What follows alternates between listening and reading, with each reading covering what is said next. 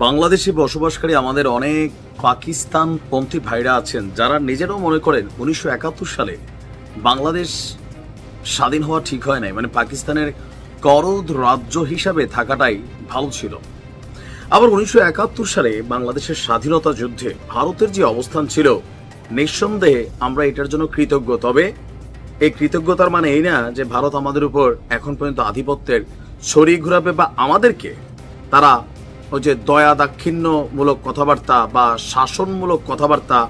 বা বাংলাদেশকে তারা কন্ট্রোল করতে চাইবে, এটাও বাংলাদেশের মানুষ মেনে নেয় না। যাই হোক, এই যে ২০২৫-এ গেল কয়েকদিন যাবৎ ভারত এবং পাকিস্তানের যুদ্ধ, আমরা ভাবলাম যে কাশ্মীর নিয়ে যুদ্ধ হচ্ছে, কিন্তু ভাই পাক প্রধানমন্ত্রী শাহবাজ শরীফ